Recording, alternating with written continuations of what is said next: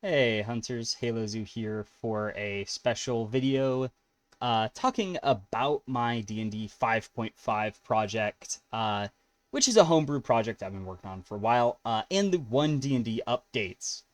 Uh, as it says, these are ideas made by me, based on Dungeons & Dragons 5e, made by Wizards of the Coast, but if they want to, they can hire me to work on this for them as an actual D&D 5e update. If they want to, I would be happy to do it.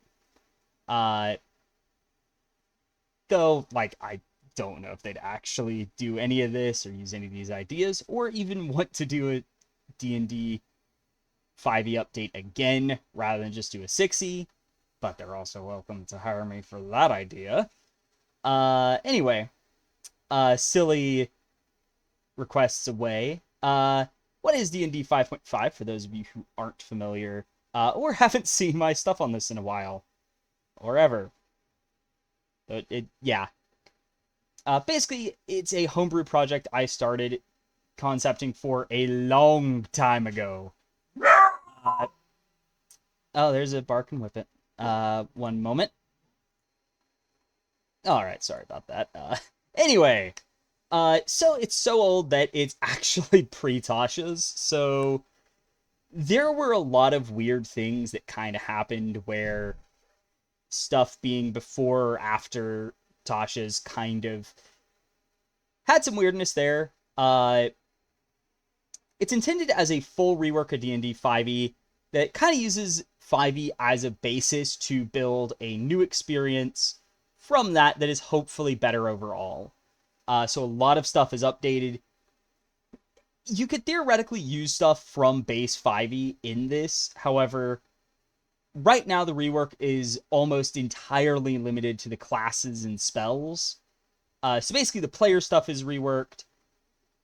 The monsters and DM stuff, as of yet, has not been reworked, though it is possible that it would be done, but several of the major changes include feats being completely separated from ability score increase. So basically, instead of getting ability score increase or a feat, you just get feats and an ability score increase completely separate. So kind of a step beyond what 1D&D is doing, where it's just all the feats except epic boons, which are probably going to stay the same, actually, as of now. They're all just, here's the feat. They have no ability score increases, so they're completely separate. Subclasses starting at first level, because that is just the best way to do it. So your character actually starts off unique and interesting, no matter what.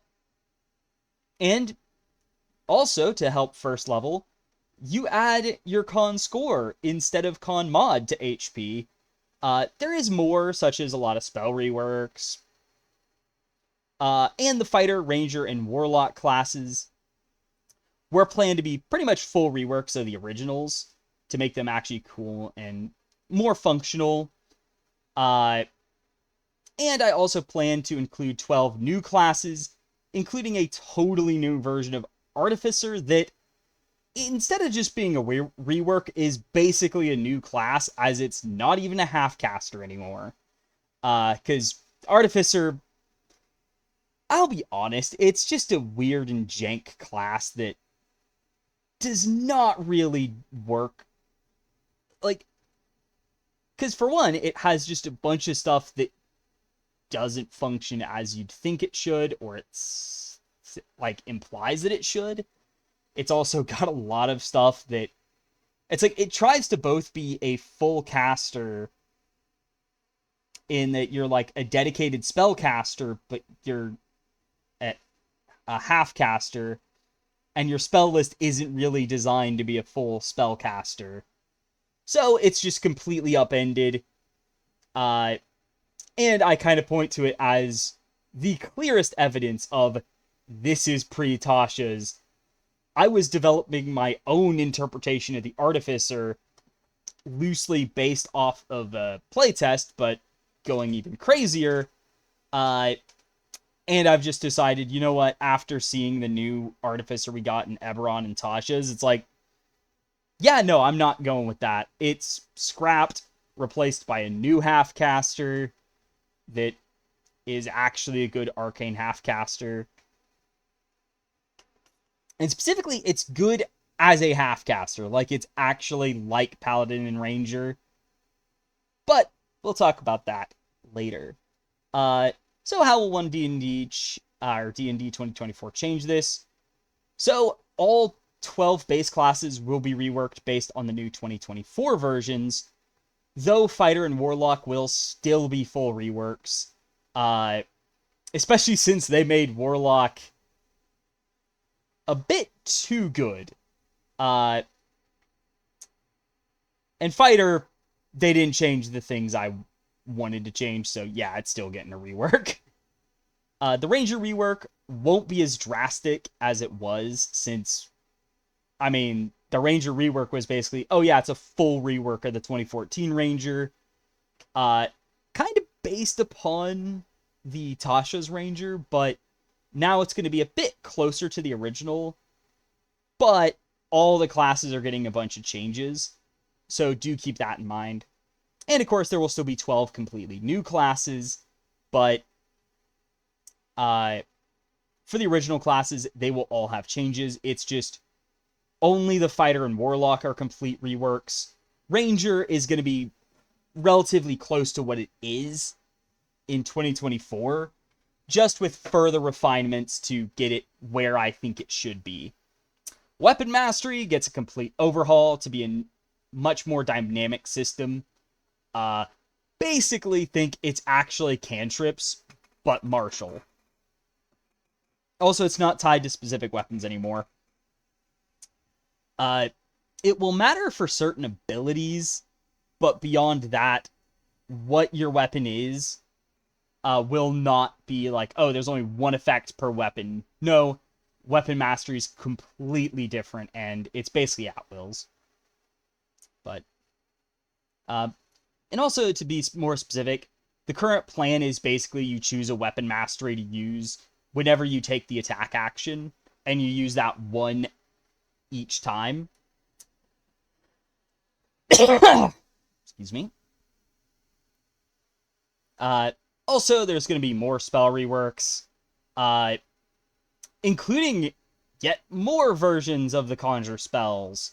But they're going to be a bit closer to the 2014 versions, where they actually summon creatures. But the current effects will be changed into invoke spells, so those will still exist in modified forms, specifically modified and rebalanced forms as invoke spells, but the conjure spells will go back to actually conjuring creatures. Also, the starting ASI will be moved back to the races, and backgrounds are severed from origin feats, which I might even split off origin feats and just have them as regular feats.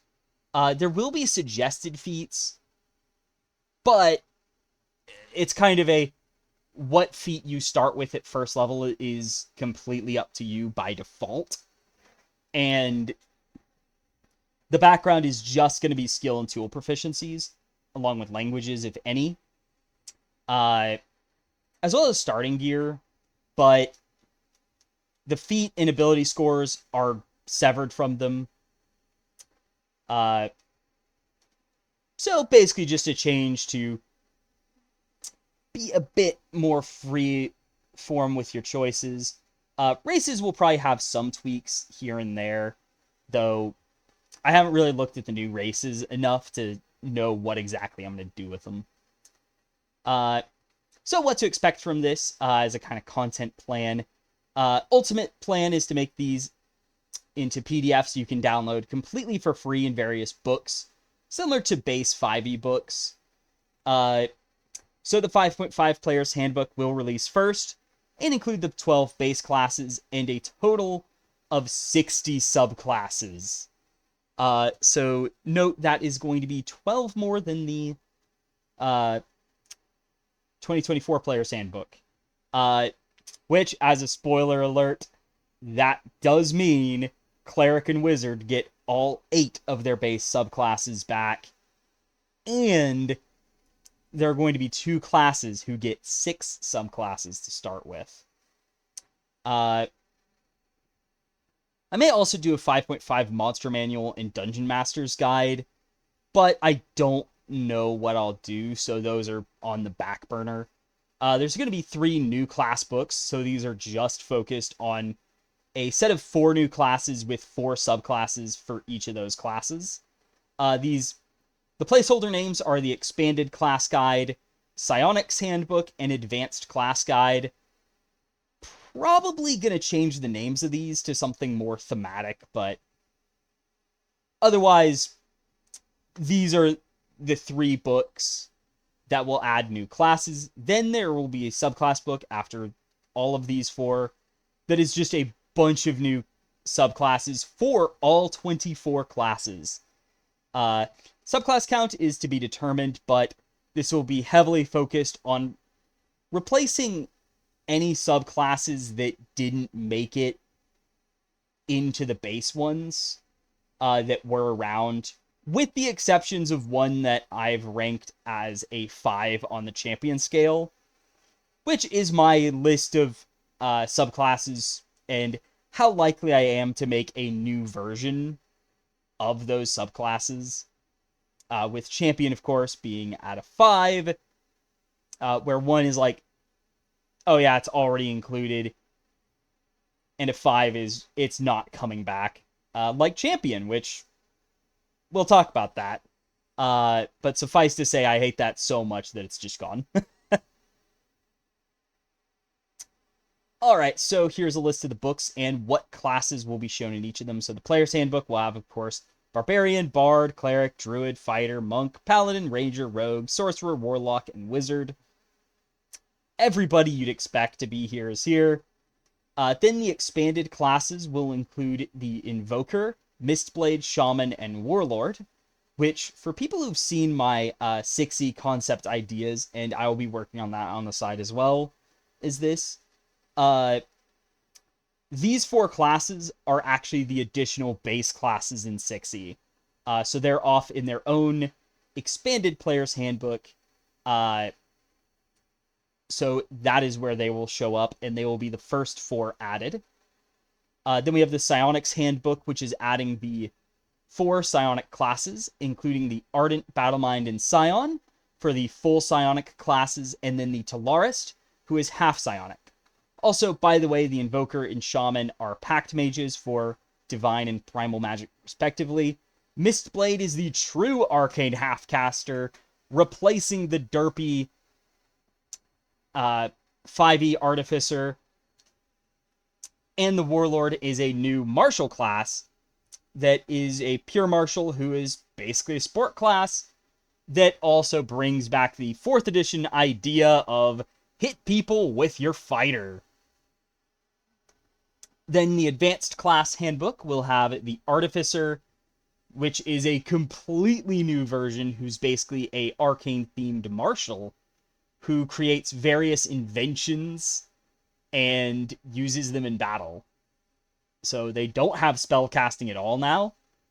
They just have their contraptions.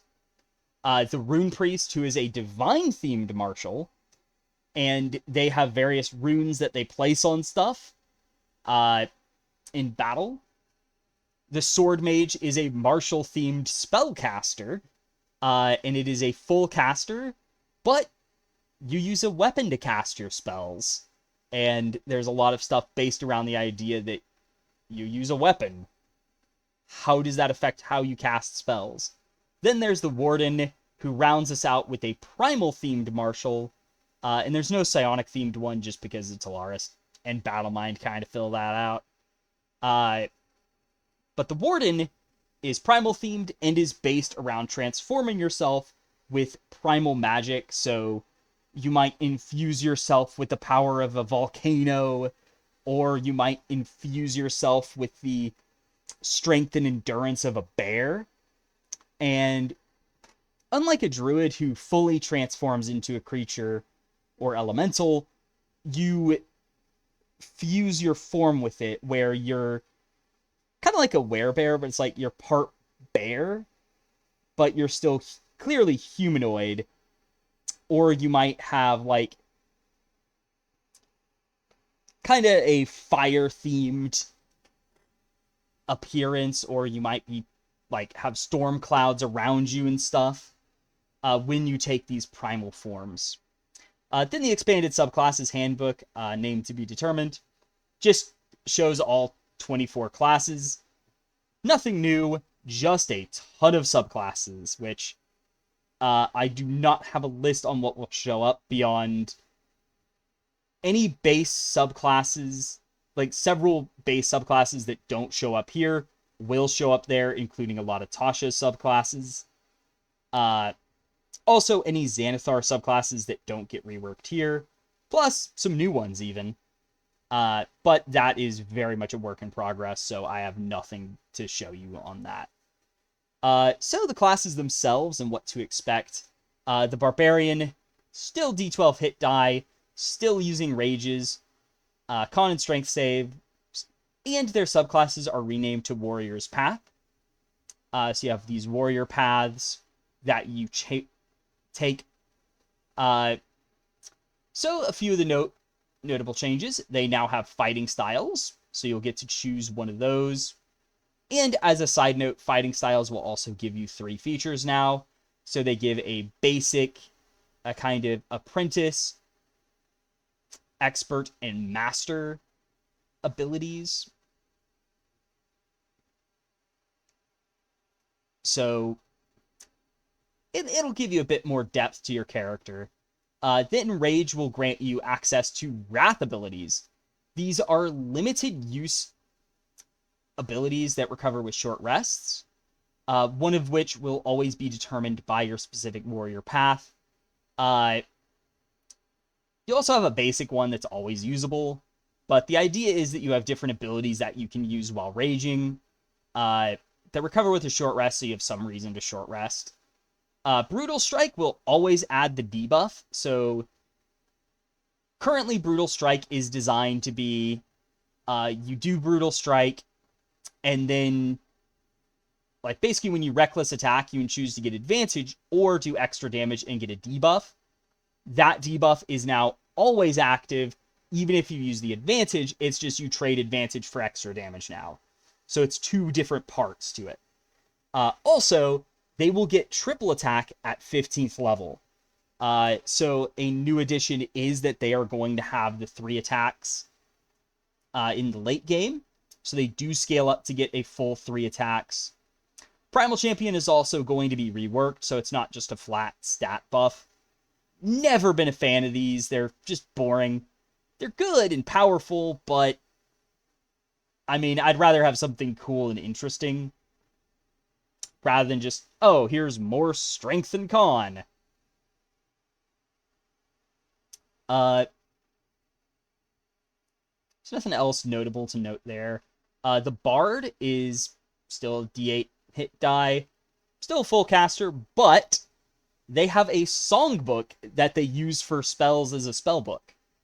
So similar to Wizard, they're now going to actually learn spells in this book, and they're able to swap out their arsenal using this spell book. So you will have access to more options, and you will have a lot more versatility. Also, as an additional side before I forget, spells prepared is no longer the default.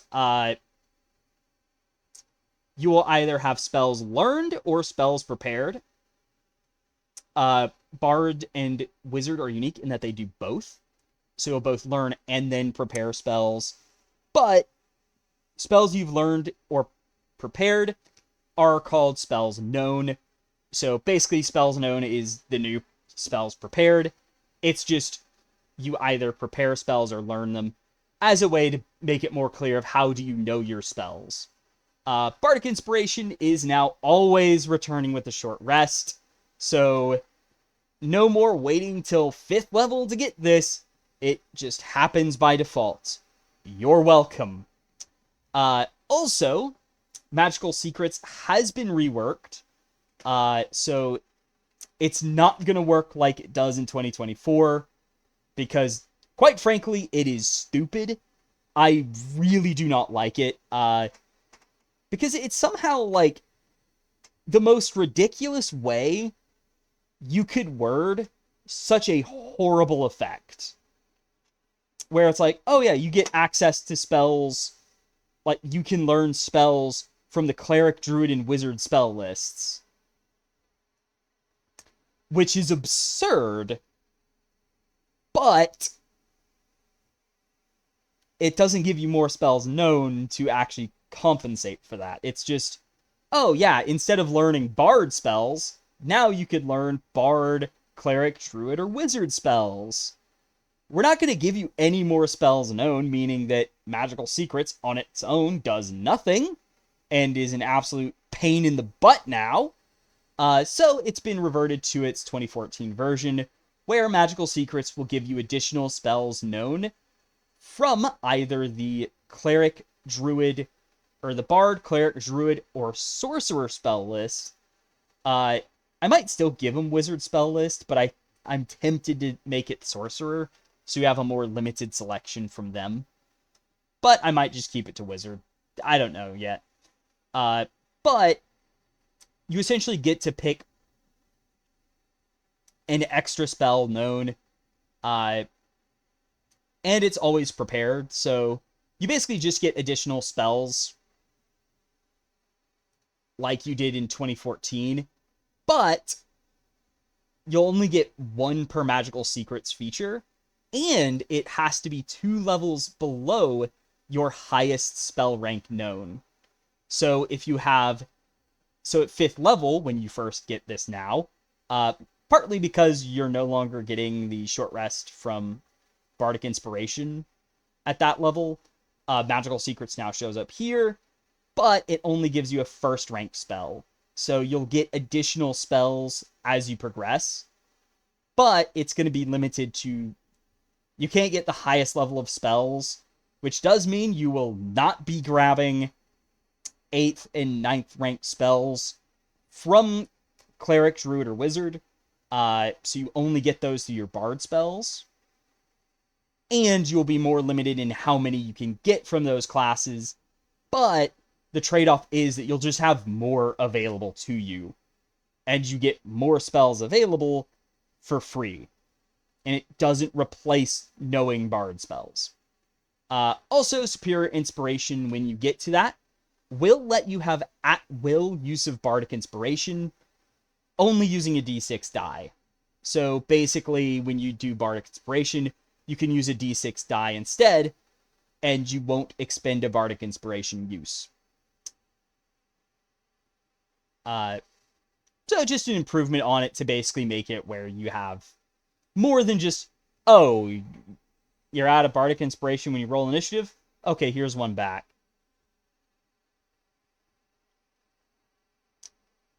So then we have the Cleric. Pretty much unchanged. They have their Divine Domain. Also, the Bard subclasses are Bardic Colleges. Not much has changed, but it is 2 pretty big changes. You can tell this is one I'm not fully sure what to do with, but at least with the base class. However, for the Cleric, Divine Spark, Seer Undead, Divine Strike, and Potent Cantrip will allow you to swap the damage type with certain divine domains. So these are not just Radiant or Necrotic. Now these have additional options that can come up based on your divine domain. For the most part, as a rule, it'll be anyone who got Divine Strike that wasn't Radiant or Necrotic. They will have a new option that allows you to change the damage type to what they did. Some others may also offer this, but as of now, it is limited to ones who had Divine Strike before. Some others might get options, but for example, Death Domain might get Poison and Acid, in addition to Necrotic and Radiant. Then Divine Intervention can't cast spells with a cast time more than a full action, which is a new action type I'm going to have available. Not sure how much use I'll get out of it, but there is some action terminology changes to basically be more like 4th edition, where it's standard, move, minor. And then just to be more clear with what actions are what. and to help rebalance some stuff. But Divine Intervention, only Raise Dead can be cast. Basically, this is a, no, you can't use this for Hallow, and hell no, you cannot use this for Prayer of Healing with a Warlock and Monk in the party. No, you don't get to do that stupid stuff. And this is even assuming I keep the cast time on Raise Dead. I might change that, but I don't know. But the main idea is that spells that are not meant to be cast in combat cannot be cast in combat with this. You can't cheese it that way. So that's just a tweak to kind of fix it and make it not absurd. The Druid, meanwhile, nothing really changed here. Subclasses are Druidic Circles. So their wild shape uses are now going to be called wild gifts. Similar to how they had the change to channel nature in the playtests. This is mostly just to make it clear that it's not just wild shape anymore.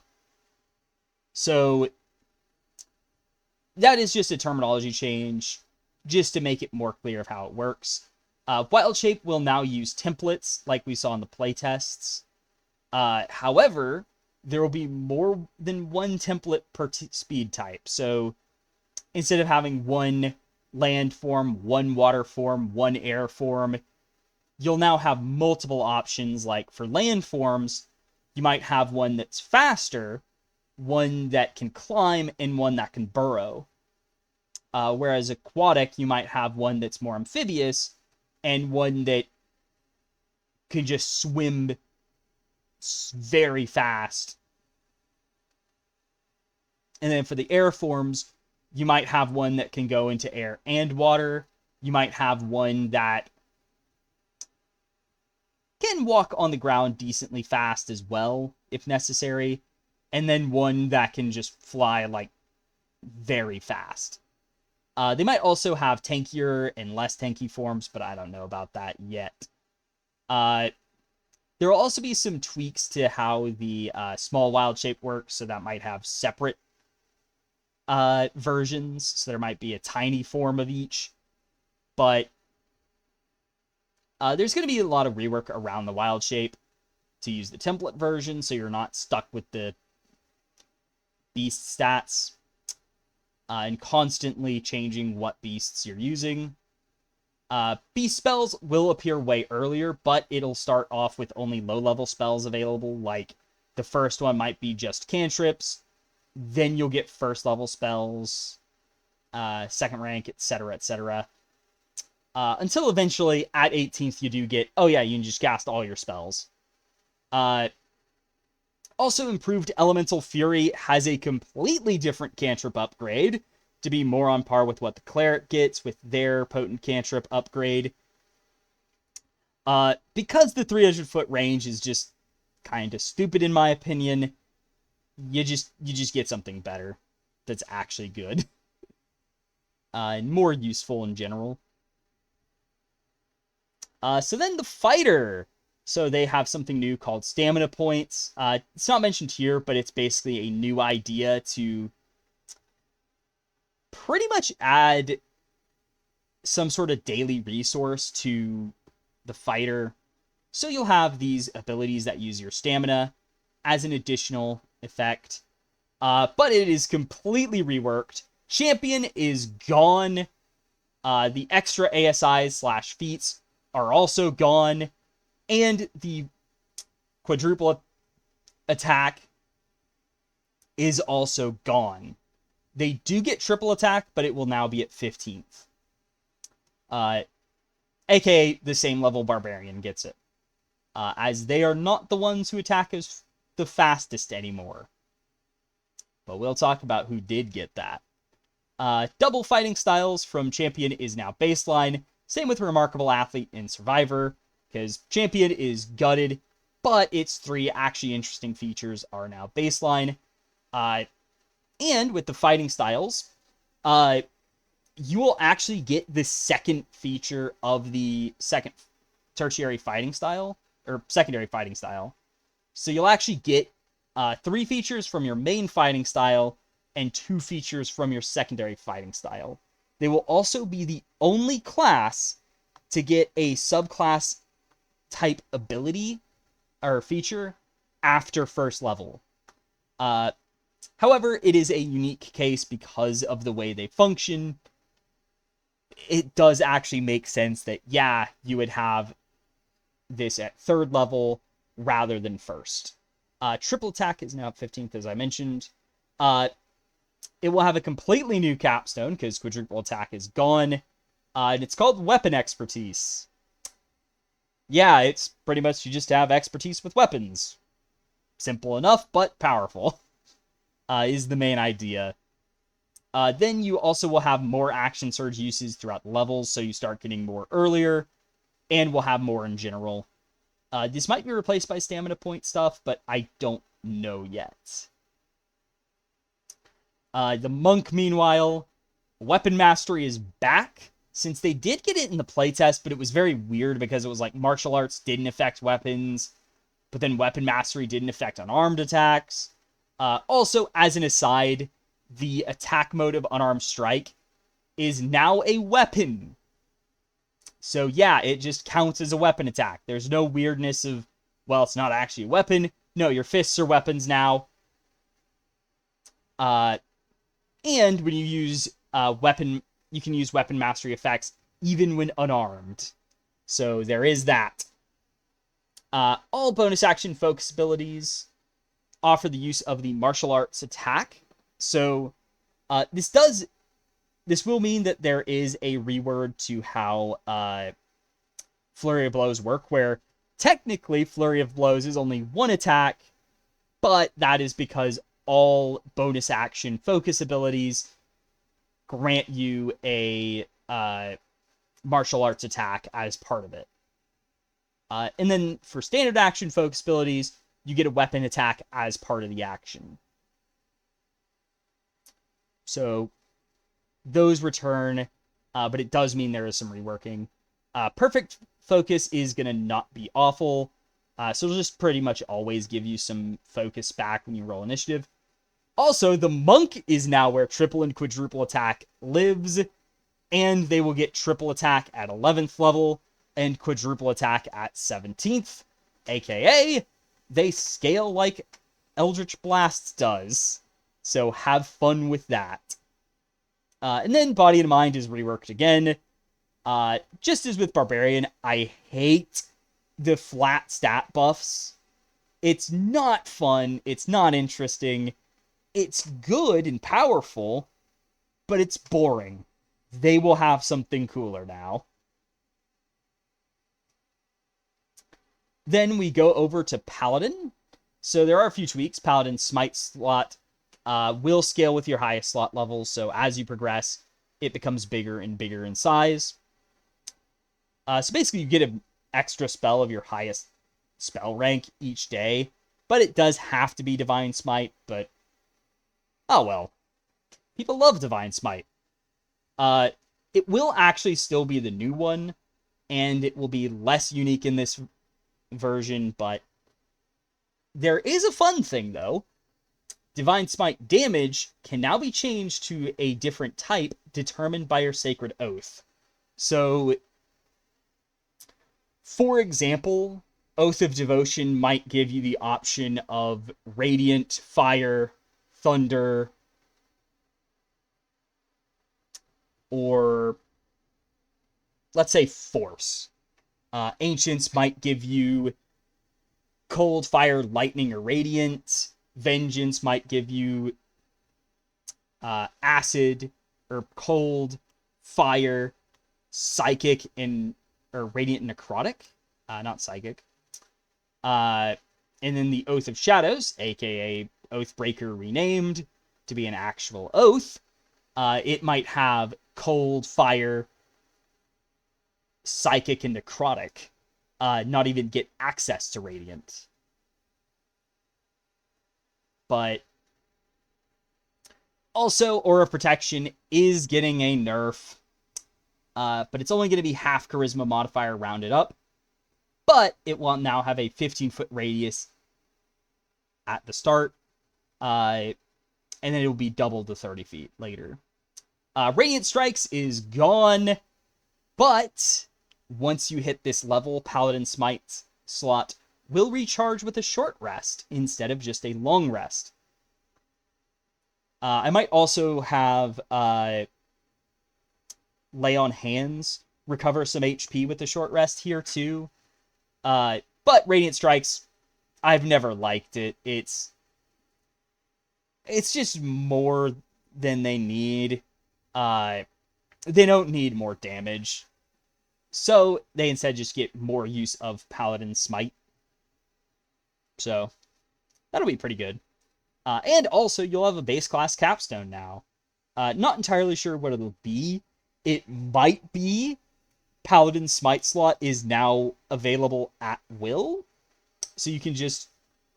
Or maybe you get like a first rank Divine Smite at will or something.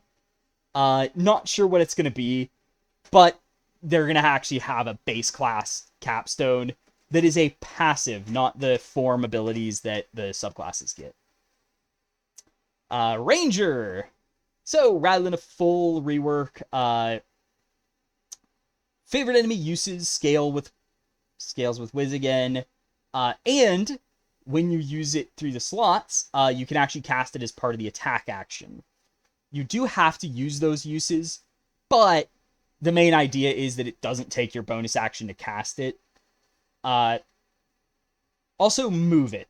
So when you cast or move it, it can be part of the attack action if you use it through favorite enemy. Deft Explorer won't get extra languages anymore, but it will get the favored terrain from the playtest. So you'll get the favored terrain benefits. Rangers being linguists is kind of a stupid thing that I feel never really made sense. I mean, it kind of made sense with favorite enemy, but I've decided to cut it just because it's like, yeah, not really a fan of having it. I feel like if anyone's going to be a linguist, it have extra languages. Like just normal extra languages, it should be Bard. With an asterisk that the wizard will have more extra languages now, because you'll also get plus int extra languages now as an additional effect. Effortless Focus will be a new 9th level feature that lets you concentrate on Hunter's Mark with another ranger spell. So it will be limited to only ranger spells, but you will get to stack Hunter's Mark with other stuff now. You just have to wait till 9th rank, or 9th level.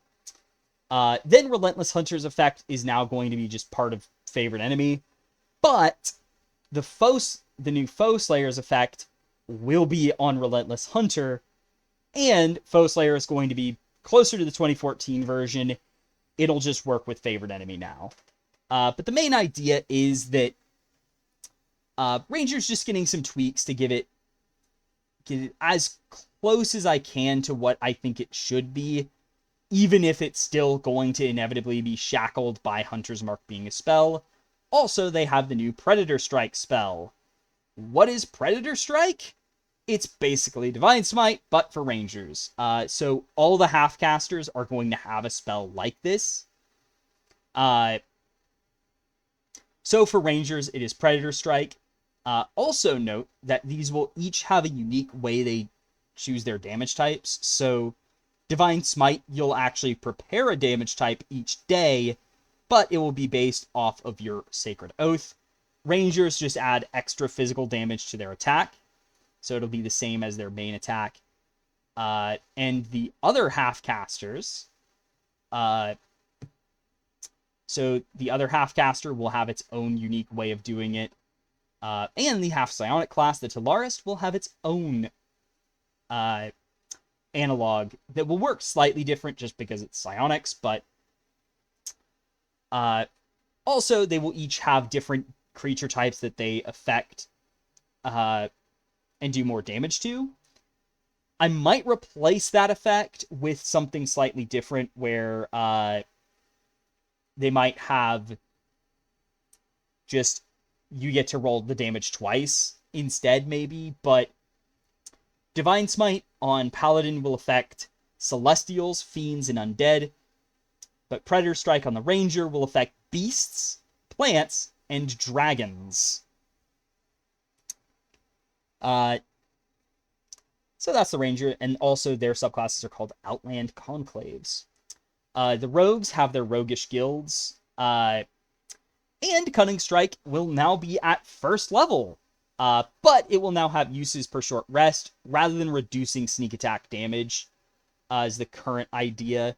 The sneak attack idea is kind of neat, but they're already a class that can kind of suffer with low damage, so it's like, yeah, I think this might be a bit more fun and interesting, as it does allow you to be a bit more powerful.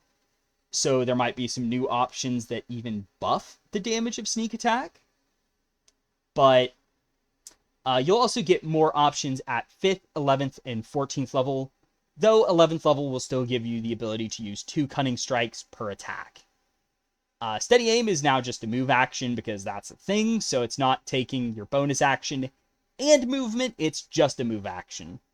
Then Reliable Talent is nerfed a bit to just be 6 plus your skill mod, just so it's not as domineering when it comes up. It's definitely one of those things I've never really liked. It's just well, now you can't lose at this. So it's been nerfed a bit to be... It still will offer you pretty good results, especially when you use expertise. It's just, it won't overwhelm the game and basically ruin any challenge with that skill. It's less likely to do that until later levels, which is the goal. There might also be more changes as I look through it, but the Sorcerer, so they actually get a few unique tweaks. Innate Sorcery will work a bit different, so I'm thinking probably the spell save DC increases by 2, and you get +2 with spell attacks.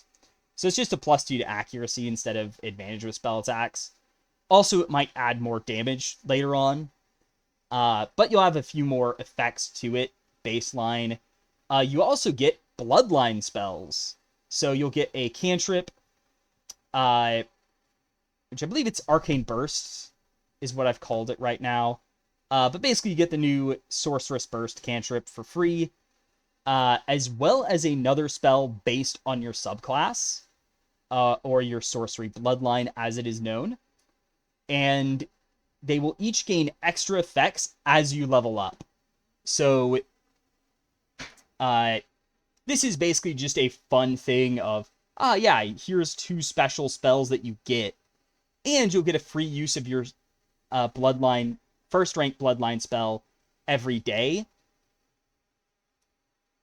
And its level will actually scale up as you progress. You'll also get more sorcery points and regain a few every short rest.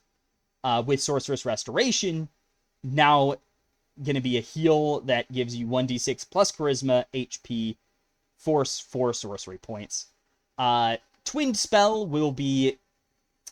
pretty much, it's going to be similar to the first version we saw in the playtest, where you recast a spell for a reduced sorcery point cost. But you'll also get to use this with Quickened, so you can spend the sorcery points for both to do it as a bonus action on that same turn. Or a minor action, as it's now going to be known. But it's just a riff on it that makes it actually feel like you're twinning spells and not just upcasting it, but with sorcery points. Because the new one, I despise how it works. Not a fan. Though I might bring in a similar idea where you're, as a new sorcery metamagic. And then also Arcane Apotheosis is just always active. So you're always going to have access to it. It's not just an innate sorcery, is the current idea.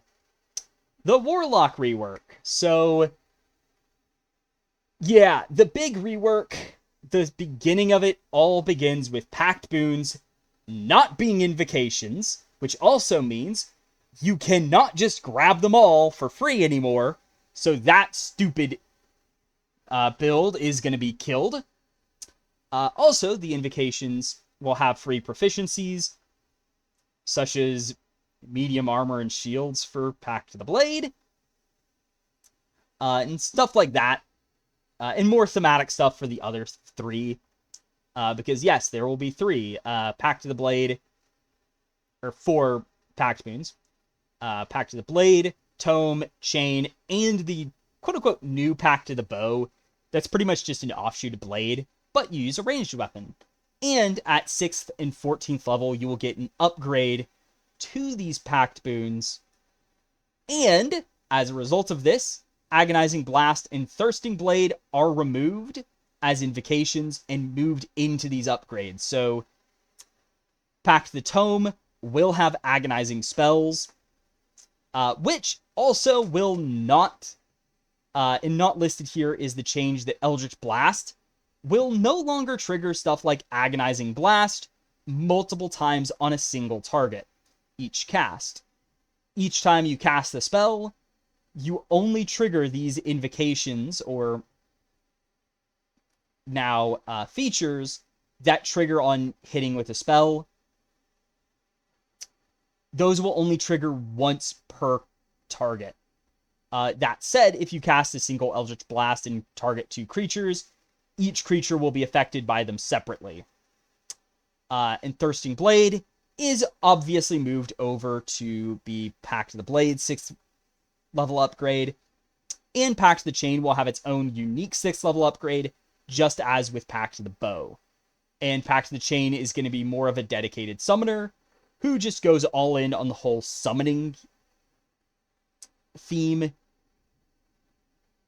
and will actually have a good upgrade, unlike the first playtest version where they just got Voice of the Chainmaster as an upgrade, because that's equivalent to Agonizing Blast and Thirsting Blade. And Devouring Blade, the stupid invocation that never should have been made, is gone. Just straight up gone. You don't get triple attack anymore. Instead, Eldritch Blast is now reined in, and it's not going to be as rampantly powerful as it has classically been since 2014. Also, you'll start with 2 Pact slots, and for reference, they are now going to be called Pact slots, just to make it clear that they don't work the same as spell slots, and also stop some things interacting with both that probably shouldn't. And you'll get a 3rd Pact slot at 6th level, and you'll go up to 5 Pact slots, so your Pact slots progression is going to be smoothed out. Also not listed, but Mystic Arcanum is now going to give you Arcanum slots, and those can be used to upcast Pact slot spells if you want to. And at 20th level, as an additional thing that they get to do, your Pact slots count as 6th rank.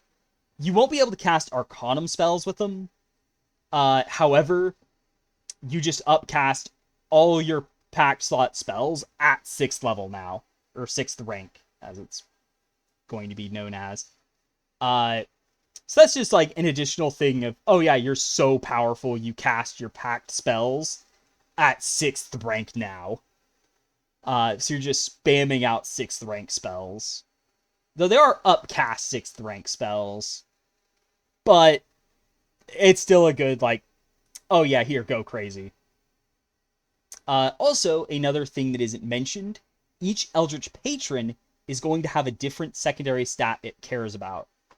And the current patrons available, as this is one of the classes that's going to start with 6 subclasses, there will be 2 for each of 3 secondary stats: Constitution, Dexterity, and Intelligence. And they also have a theme of, there is some sort of difference and dichotomy between the 2 that share a stat. The Wizard pretty much the same here. They have their arcane school, and similar to the warlock patrons, they will also have a secondary stat to care about. Tweak spells is a new feature that allows you to modify the damage types of your various spells. This is just on top of some of the other stuff you get to do. Also, modify spells. I'll probably let that be every short rest you get to do it. I might also let you get more as you progress, but I don't know yet. But tweak spells is just a new little thing to give you a bit of scribe wizard shenanigans, but it is when you prepare spells that you get to do it. That said, subclasses like that, there might or might not be a few that actually modify how tweak spells works, such as Scribe's Wizard might just turn tweak spells up to 11 instead. So it doesn't fully replace it. It's not like Champion. Also, as an additional aside, Hexblade is gone. Instead, there's going to be a new patron that replaces it, as Pact of the Blade is just taking all of what Hexblade did, and the Pact Moon works out of the box now. Hexblade is dead, so its parasitic combo with Pact of the Blade is dead. Yada, yada, yada. Back to Wizard. You'll also be getting Spell Mastery and Signature Spells much earlier, but Spell Mastery will only affect first-rank spells, and you only get one to start off with, but you'll get a second one later. And then Signature Spells, it's going to appear earlier, but you'll only get a second-rank spell at first, but you'll later get a third, fourth, and fifth-rank spell with Signature Spell too. So, the player handbook subclasses. So this is just the first half of them, because there's so many classes.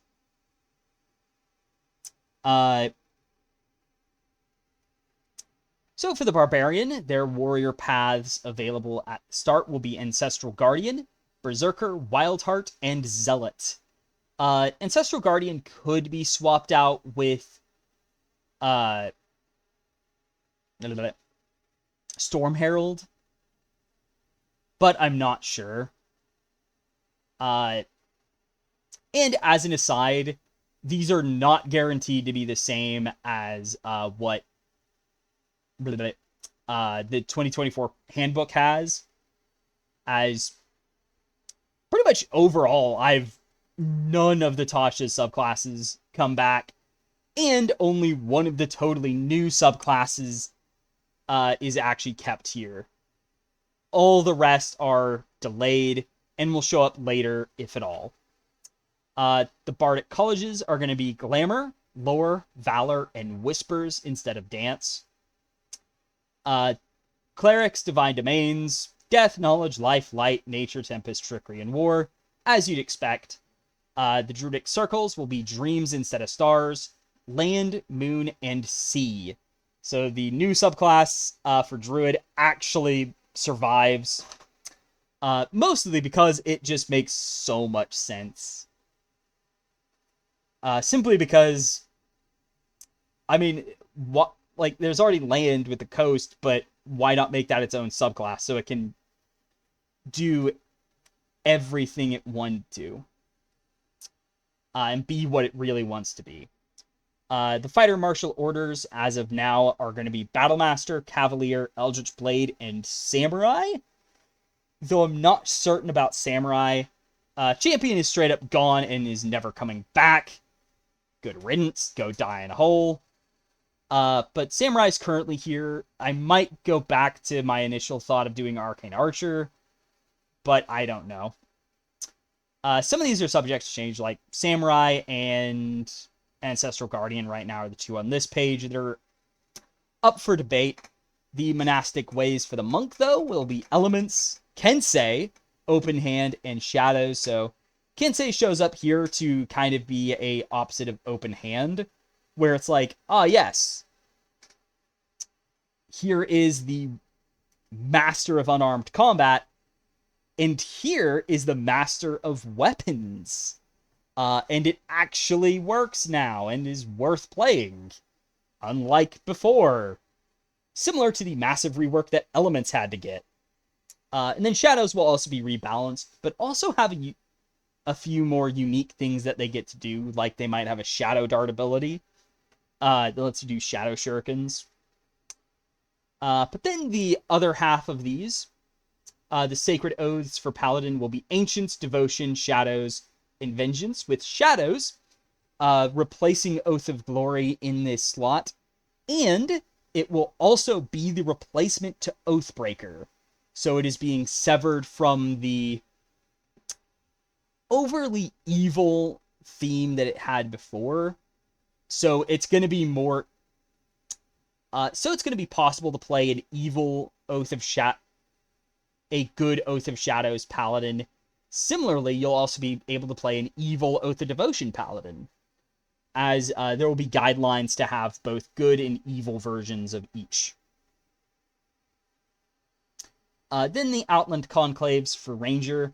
They will be the Beastmaster, Gloomstalker, Horizon Walker, instead of the Fey Wanderer, because it did not need to show up here. Then there's also, of course, the Hunter, the classic, and I think I'm also going to turn their customizability. I think I want them to be a bit closer to how they worked in the playtest, the second version we saw in the playtest at least, because I think that was a bit better, in my opinion, but do expect some modifications to that one. Then for the roguish guilds on the Rogue, we have Arcane Trickster, Assassin, Inquisitive, which might get swapped out, and then the Thief. Also note that on the Outland Conclaves, Gloomstalker might be replaced by Monster Slayer, but I do want to have Horizon Walker, which, as a quick note, will actually return the idea of Rangers getting arcane spells all the way back from first and second edition of Advanced Dungeons & Dragons. The Sorcery Bloodlines, so there's actually going to be 6 of them, as they are the other 6 subclass class here. You get Draconic, Divine, Earthen, Shadow, Storm, and Unbound, aka Wild renamed, but you're now the Unbound Magic Sorcerer Bloodline. But yeah, they will all have some unique stuff going on.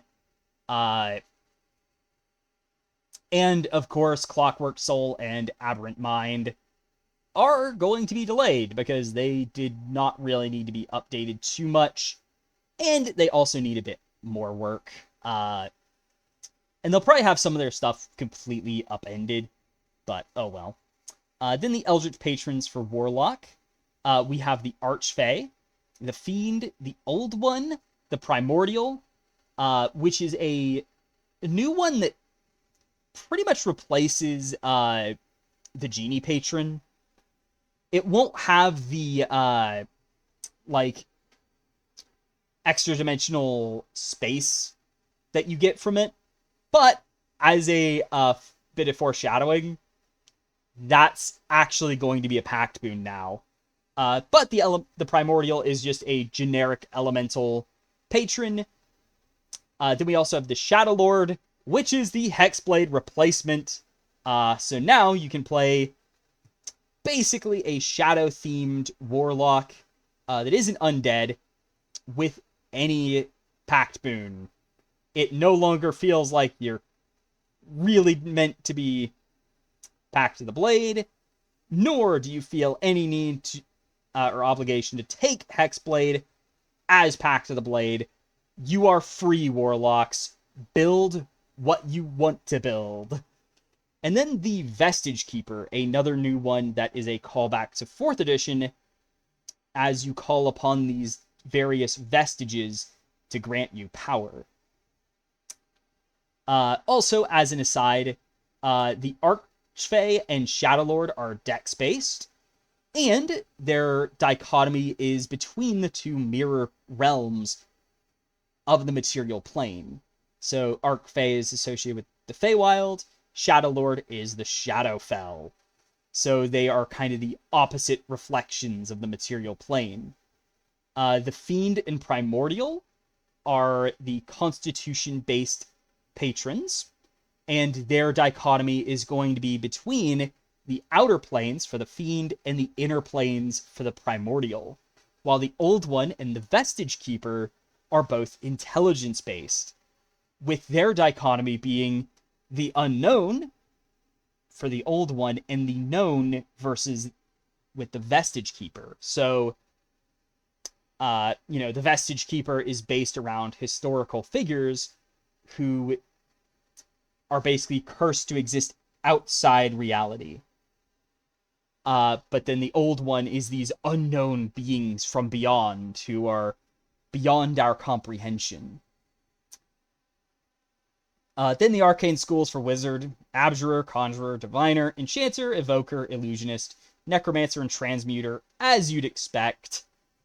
So now, moving on to the new classes, starting with the expanded class ones. We start off with the Invoker, a Pact Mage, and they are the Divine class, and they're kind of based on the Cleric lists. They learn their spells, and they are intelligence-based by default. And they use Int and Wiz saves, and their subclass is their Holy Covenant.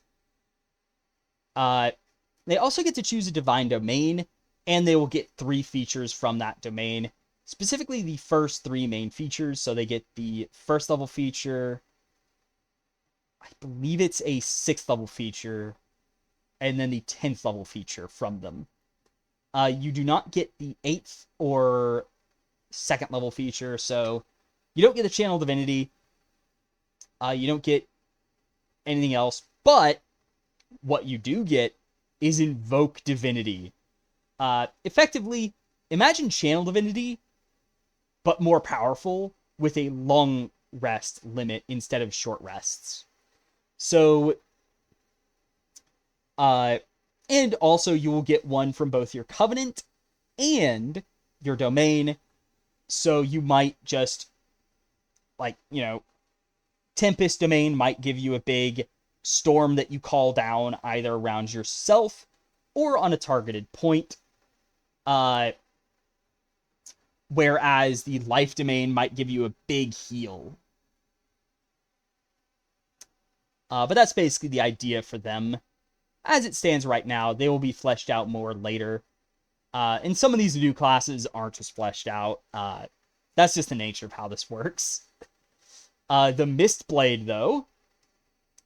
The true arcane half-caster. They prepare their spells, and they're int-based. D10 hit dice. Con and int saves. And the mystic essence of their subclass. So they're going to be more like the Paladin and the Ranger, unlike Artificer. And that is why they are the true arcane half-caster, instead of the piece of garbage that we got. Their main feature is called Shape Mists. So you get to create weapons and armor of magical energy, which is going to be based off your mystic essence. So you get to choose the damage types you're associated with. So an evocation-based Mistblade might create a acid, cold, fire, lightning, or thunder weapon, but an abjuration-based one might make a necrotic or radiant or whatever based one. Also, they have Essence Surge, which is their Divine Smite equivalent, and this one will target, currently, the idea is constructs, oozes, and monstrosities?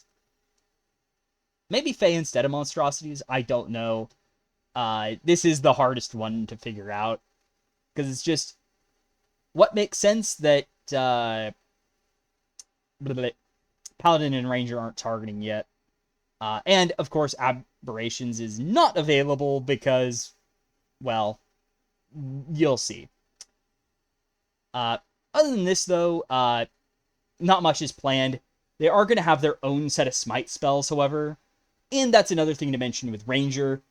Their arsenal of smite spells is going to be expanded. So they each have their own unique arsenals of smite spells. Then we have the Shaman, who is the Primal Pact Mage based off the Druid. But they're very different from other classes. And they have a D8 hit die, but their casting stat will actually vary. So their main feature is based around their subclass, the Primal Spirit. So this is a companion they summon at will to aid them in battle. So they always have this guy around.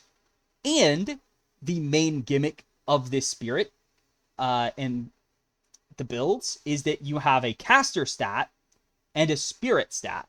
So the caster stat you use for spells. The spirit stat is used for the spirit's abilities. So the spirit's attacks are based off this stat. So each one will have a different casting stat and a different combat stat for the spirit. And these will be your saving throw proficiencies. So that's why these vary. Then, last but not least for this book is going to be the Warlord, the martial support class. No spell casting, just their own martial abilities. They have a D10 hit die. They got tactical edge. Not surges. I need to do that. Fix that. They use charisma and wisdom for saving throws. And they have their commander tactics as their subclass. So their main features are take command, which gives extra actions to allies that uses your own. So you can use your movement to give an ally movement. You can use your standard action to give an ally an attack or cantrip cast. You've also got inspiring words, which can be used to grant your allies temporary hit points. And then tactical edge is a resource that is used to improve your other abilities. And this will be based around a stat based on your commander tactics. So one build might be using intelligence, another might be using charisma, another might use wisdom, etc., etc. Now, as for the subclasses, the Invoker Holy Covenants will be battle, which is based around grabbing weapons and fighting in melee or at range. Malediction, who is based around debuffing enemies and controlling and manipulating them. Preservation, who is based on buffing and supporting allies. So you're kind of the healer / support. And then Wrath, who is all about blasting the hell out of your enemies. Or rather, blasting them to hell or the abyss or whatever other plane you want to send them to. So they're the offensive caster. The Mistblade Mystic Essences will be based on 4 of the schools of magic. Abjuration, Evocation, Illusion, and Necromancy. As an aside, Conjuration and Transmutation will be coming later, but there will not be a Divination or Enchantment one. Mostly because Divination doesn't really make a lot of sense with weapons. It doesn't really work.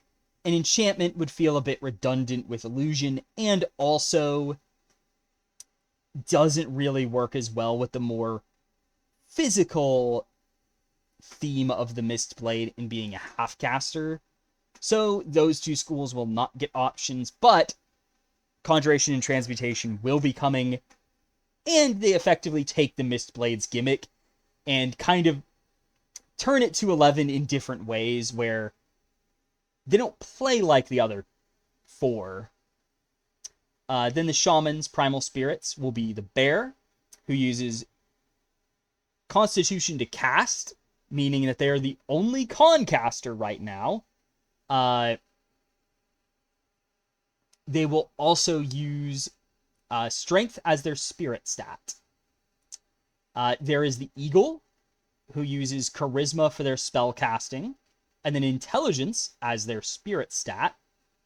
The Panther, who uses Intelligence as their casting stat, but Dexterity as their spirit stat. So they do overlap with both the Eagle and the Wolf, with the Wolf being based on wisdom for casting and then dexterity for the spirit. So there will be more spirits in the future who use different combinations of casting and spirit stats. I don't know if there will be a dexterity or strength based caster option, but it is not outside the realm of possibility.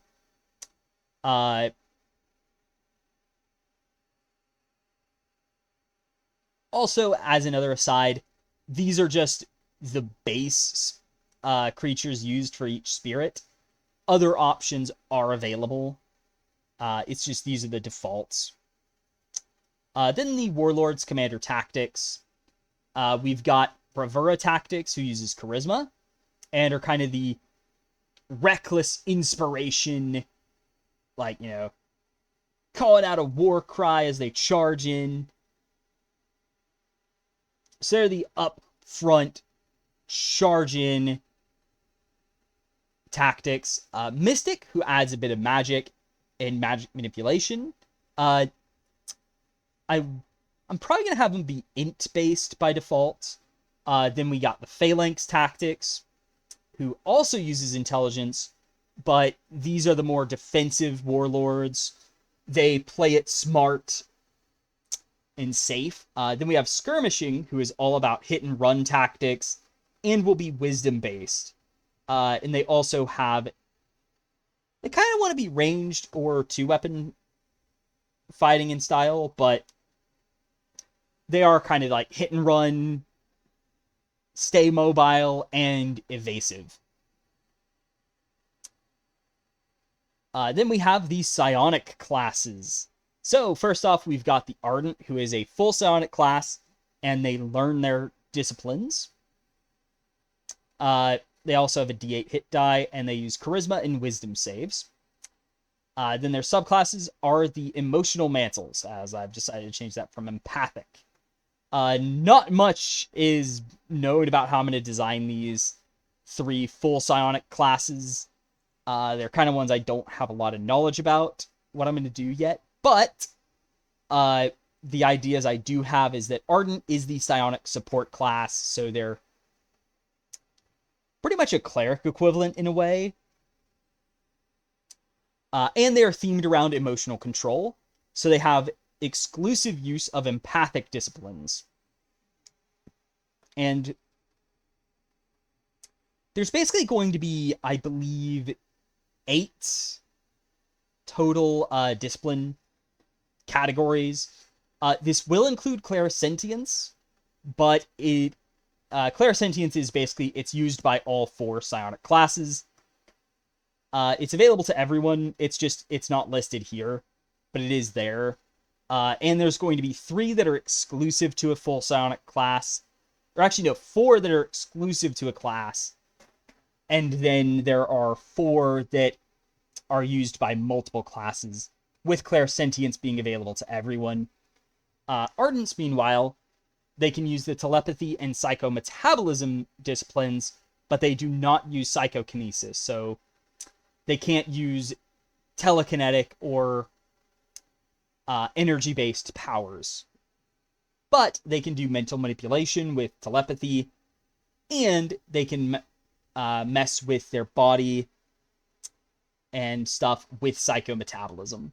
So they can essentially mess with the creature's physiology to some degree, and this is going to be mainly about healing. Psychoprotection is also not mentioned. It's also there, but it's not mentioned here. Then we go over to the Battle Mind. They have a D10 hit die. They are full psionics with learned disciplines, and they use Con as their psionic stat. So they are basically a Con caster. They have charisma and Con saves, and they use battle. Their subclasses are battle focus. They're the psionic transmuter class. And they're themed around body morphing. So they have exclusive use of the morphic disciplines, which physically transform you in more overt ways. They get access to psychometabolism for healing and stuff. as well as psychokinesis for kinetic, telekinetic, and energy stuff, but they do not get the mental manipulation of telepathy. Then last but not least for the full psionics is Scion. They have D6 hit die, full psionic, but they use a psi crystal, which is basically a spell book equivalent. It's just a crystal instead. That's it. And they're intelligence based, and they get int and whiz saves. Then their subclasses are called psychic talents. And they're the psionic controller class, so they're the pure mage for psionics. They're themed around mental magic, gaining exclusive use of meta creativity, so it appears here now as their kind of exclusive ability set. They can use telepathy and psychokinesis, but they do not get psychometabolism, so they can't do healing and stuff like that. They don't get those powers.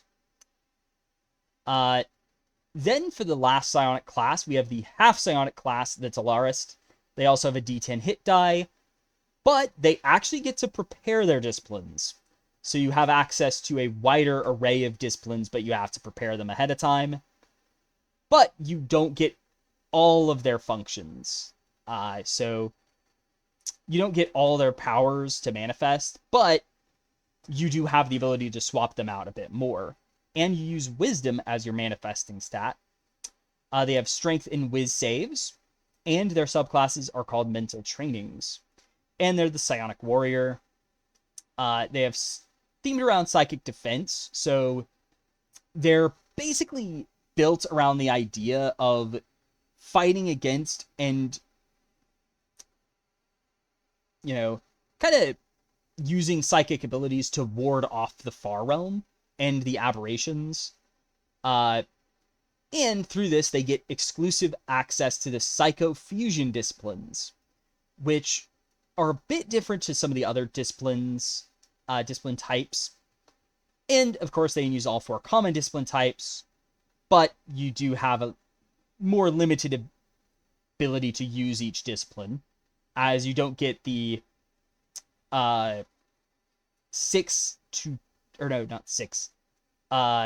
to 10 point abilities. You only go up to 6 power points per power. As yes, they will be using power points. They will be using disciplines similar to the Mystic UA, but they're 3 separate classes now.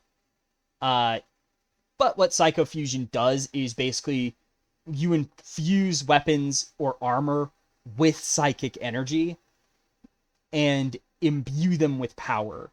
And they get the psionic strike power, which isn't tied to any single discipline, as disciplines have associated powers, which get better if you focus on that discipline, while some can't even be used outside of it. But psionic strike is essentially a divine smite equivalent, and you'll also get a free use of this each day at a certain power level. But this one will do more damage to aberrations and maybe humanoids. It might just be aberrations and humanoids. I don't know. It might be aberrations, monstrosities, and oozes or something like that. I don't fully know what I'm going to have it target, but the idea is that it definitely does more to aberrations. Since this class is themed around fighting the far realm, you can easily fight aberrations with this. And for the subclasses, the emotional mantles for Ardent are Clarity, Despair, Elation, and Hope. So Clarity is all about being focused in mind and focused on the task at hand. Despair is all about spreading fear to your enemies. Elation is all about being very active and just going for it. And then Hope is going to be about inspiring others and to keep them going. The battle foci for the battle mind are Deadly Blade, who is the most focused on their weapon, and fusing their weapons to themselves, or just manifesting claws and stuff like that. Iron Skin, which is pretty much the tankiest tank of them all. You turn your skin to iron and you're just the pure defender. Mind Scorn, who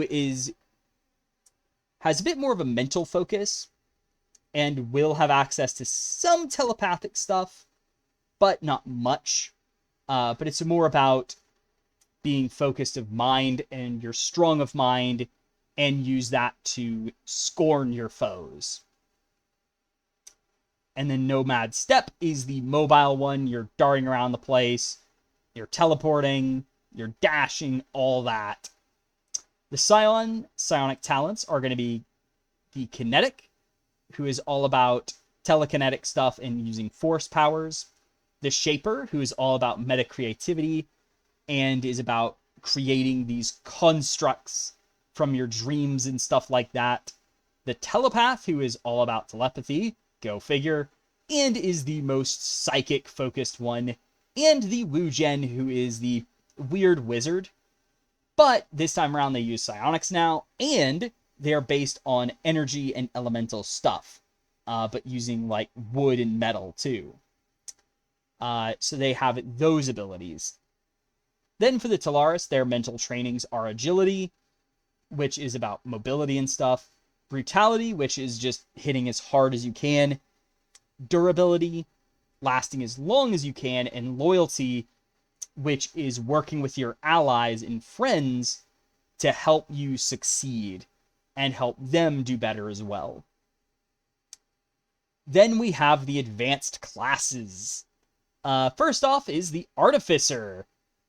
So it's just a new class with very little of the original class even showing up at all. There might be a few things that are similar, but it's basically a new class. They're still at D8 hit die, though. They have Dex and Int saves, with Dexterity basically a way to avoid explosions, such as ones you may or may not accidentally cause next to yourself. And their subclasses are Magitech Fields, and their special resources are Energy and Components. So their whole basis is these inventions. So each Magitech Field will have a list of inventions that they can create, and as you progress through levels, you can invest invention points into each invention, in any invention you want, though you will have some points specifically for your Magitech Field, so you'll always be at your best in your field's inventions, but you will have access to stuff outside your Magitech Field if you want it. And you can also improve these, so they'll have 2 upgrades you can get as you progress later on.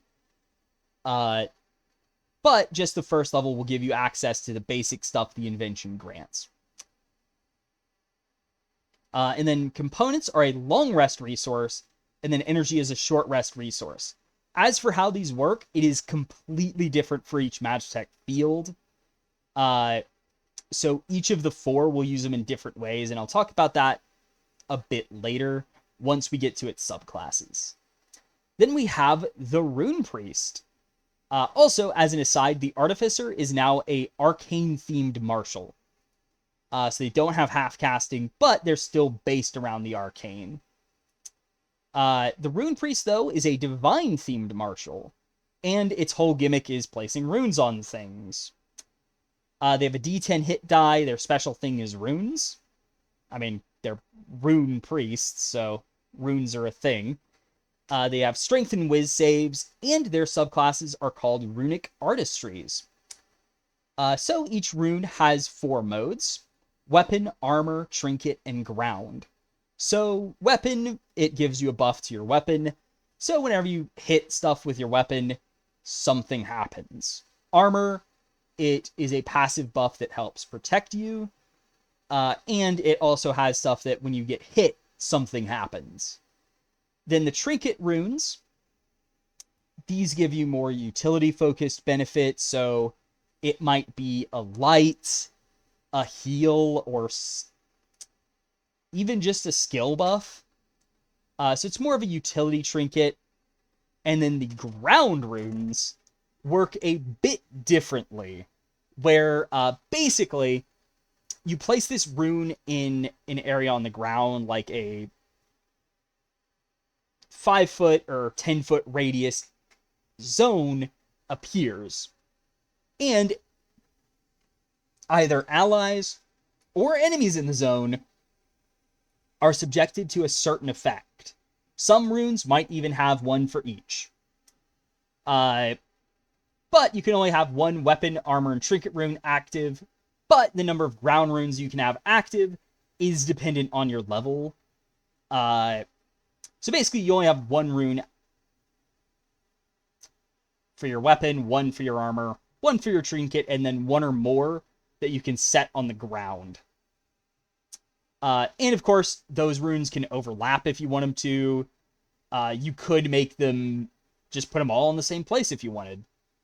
But you could also spread them all over the battlefield. And some runes have special actions while active. It may not be all. It might actually be all anyway. I don't fully know yet. I just know they have the ability to place runes on the ground, which is kind of a riff on the paladin auras, but it's like, instead of you have this aura around you that moves with you, a rune priest could just place a rune on the ground, walk off, and the rune stays there. Unless they, of course, want to move it themselves, but main idea is that, hey, I just set this rune down and it just stays there. So it has a very unique area effect theme that plays very differently to a lot of other classes, which is the whole idea of the advanced classes. Then we have the Sword Mage, a full caster, but they are a martial-themed spellcaster. So rather than the magic-themed martials, this is a martial-themed caster. And they can cast spells with their weapons, so they have a very unique playstyle. They do get a passive mage armor for defense, so yeah, go cry, abjuration wizards. They're the kings of mage armor now. But it's also mostly a thing of, yeah, you're a mage who wants to dive into melee. You do learn your spells.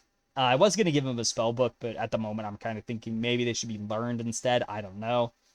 They are int-based. They have a d10 hit die, and dex and int saves, and their subclasses are Spellblade Aegis. And their main gimmick is Blade Cast, which lets you cast spells through a weapon and use that spell range, the weapon's range or reach. They aren't based on blade spells at all, but basically when you blade cast, so you might blade cast with a fireball, and if you do, if you use the longbow, well, you'd shoot it wherever you could shoot your longbow, where you could place it in 600 feet of you, basically. But if you were to cast it through a sword, you would cast it around yourself. Not including you in the blast, of course, but it's pretty much a cast through your weapon type deal. And of course, they do use int for weapon attacks now, just as a way to make those actually function. But it's kind of a fun riff on being a spellcaster, where it's like, ah, yeah, you're a spellcaster with a sword. And then the Warden, our last class, they're a primal-themed martial that transforms themselves similarly to a druid. They have a d12 hit die like a barbarian, and their special ability is primal forms. They have charisma and int saves right now. Might change. I did not actually change that. I just realized that. But they're probably going to be con and strength saves, I'd say. And their subclasses are called natural souls. So you have various primal forms that you use that transform yourself slightly. So rather than completely changing your statistics, use your statistics, but you have a few extra abilities based on the primal form, including some passive benefits and some active abilities you can use. Like, you might have a Form of the Storm, that lets you shoot lightning at enemies in a certain range of you. Or you might have Form of the Bear, which lets you bear hug people. I don't know. Stuff like that, where it's more passive benefits, but also a few active things you can do. And you also have Guardian powers as a short rest resource that give you a more powerful effect based on the form. So, Form of the Storm might give you a big lightning storm that you call down around yourself that affects everyone in a certain radius of you, while Form of the Bear might give you a big strike that you do that then taunts several enemies nearby and gives you some temporary hit points. Or it might just be give yourself some temporary hit points and taunt enemies or something like that. As for the advanced classes, subclasses, the Magitech fields for Artificer are the Alchemist, who has potions, the Armorer, who has these various armor modules that they attach to armor, the Tinkerer, who has various clockwork constructs they create, and the Weaponsmith, who makes all sorts of wacky weapons. So, as for how each of these use components in energy, the Alchemist will use components to create very powerful versions of their potions, while they use energy to buff their basic effects, where each potion can be thrown at will, and if you use energy, you'll buff it just a little bit, like a healing potion might give temporary hit points normally, but if you use energy, it might give even more temporary hit points, or if you use a component to cast it, or to use it, then you might actually straight up heal somebody, and stuff like that. Whereas like an Alchemist Fire might be, you normally throw it and it explodes for fire in a small area. Adding energy might increase the AoE, but then using a component might make it a mini fireball. As for the Armorer, they use energy to power their special effects of their armor modules. So if you have like a missile module, you might use energy to make a missile barrage. Whereas a like a shield module might use energy to generate temporary hit points for you. However, they do use components to create the armor modules that they can then use for the day. So they have to use components to attach it to a module. Then the Tinkerer has so they have various clockwork constructs. They don't usually get a lot of passive benefits. Instead, you have to use components to create your constructs for the day. And then you use energy to power their special abilities. So you might have the Force Ballista, which you can use energy to do a piercing shot that barrels through multiple foes. Or you might have a Steel Defender that you can use energy to make it taunt people in an area around it and stuff like that. Also, you will note that some of Artillerists got folded in with some of Battlesmith for Tinkerer, where this is you make constructs, while Weaponsmith is all about the crazy weapons, and thus the weapon-based stuff of both of those is in the Weaponsmith. Speaking of Weaponsmith, once again, they use components to actually create their weapons, but so each weapon has like basic statistics that you get, and you can use energy to power special abilities. So you might have a flame shotgun that, when powered up, does effectively a burning hands effect. Or you might have let's say, radiant longsword. That's basically a laser sword. That might give you a like, cleaving strike that you do. whereas like a lightning railgun might just be a big sniper shot. Because I mean, you know I'm going to do that anyway. So that's the idea of the weaponsmith, and also the whole idea is they're kind of Ratchet and Clank weapons. Also, how these upgrade will just have better effects as they upgrade is the current idea. They'll also, of course, have passive abilities for each. Like Armor has access to better armor than most artificers. The Alchemist has some potion-themed stuff that lets them create basic potions and also just throw potions better than the other builds. And Weaponsmith has stuff about using weapons of any variety. And then the Rune Priest's Runic Artistries. We have the Defiant Word, Mystic Shield, Radiant Scribe, and Wrathful Hammer. So Defiant Word is kind of the control-oriented one. It's actually the control/ranged caster one, kind of. Mystic Shield is the defender. Radiant Scribe is the support slash... it's kind of like a range support one. And then Wrathful Hammer is the in-your-face melee one. Then the Spellblade Aegises of the Sword Mage. You're going to have Assaults, which is pretty much the most aggressive of them. Dueling, which is... it cares a bit about mobility, but also focusing on a single target.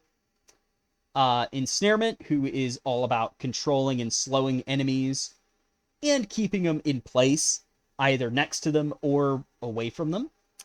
And also Shielding, who is all about protection magic and being the tankiest sword mage of them all.